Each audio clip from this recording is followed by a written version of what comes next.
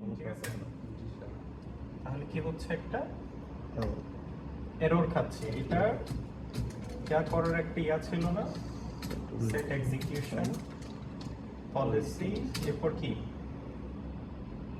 Scope, এরপরে কি ছিল প্রসেস বাইপাস বুঝছে না, বাইপাস এক্সিকিউশন ছিল না, আরেকটা ছিল এটা, বাইপাস এক্সিকিউশন ছিল। এটা কি ছিল,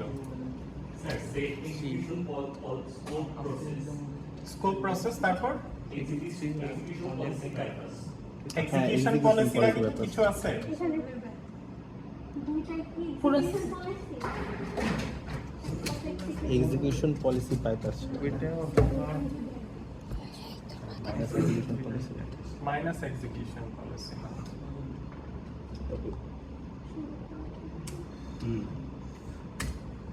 ওকে। আমাদের দেখো এনভায়রনমেন্ট কি হয়ে গেল, ক্রিয়েট হয়ে গেল। এখন কি করব বলো, এরপরের কাজ কি বলতে পারবা? অ্যাপ ক্রিয়েট করতে, জ্যাঙ্গো ইনস্টল করতে হবে। আমার অ্যাপ অলরেডি ক্রিয়েট ক্রিয়েট করা করা আছে, আছে। এরপর মডেলের কাজ জ্যাঙ্গোটা ইনস্টল করতে হয় না? জ্যাঙ্গোটা ইনস্টল করতে হবে। এরপরে কি জ্যাঙ্গোটা, কারণ এই এনভায়রনমেন্টে কি জ্যাঙ্গোটা ইনস্টল করা আছে, আমি প্রথমবার রান করতেছি। তাহলে ইনস্টল জ্যাঙ্গো জ্যাঙ্গো করলাম। এরপরে কি করব আমরা, Django admin ওই যে start বের করে তোমাদের আগে দেখবো চ্যাঙ্গো কাজ করতেছিল। জ্যাঙ্গো কাজ করবে, এটা কোনো সমস্যা না।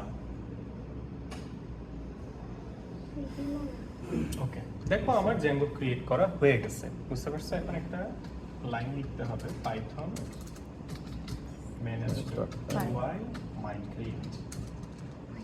তোমরা তো হচ্ছে প্রথমে কি করবা, রান সার্ভার দিয়ে তোমাদের রান হচ্ছে কিনা এটা দেখবা, কিন্তু আমি এটা একটা কমপ্লিট প্রজেক্ট দেখাচ্ছি তোমাদেরকে। কেন মাইগ্রেট দিলাম, ডেটাবেস দেখো ডেটাবেসটাকে কি করার জন্য, আপডেট করার জন্য। কেমন, কিভাবে আপডেট করলাম দেখো, প্রথমে আচ্ছা মাইগ্রেটটা দিয়ে দিই।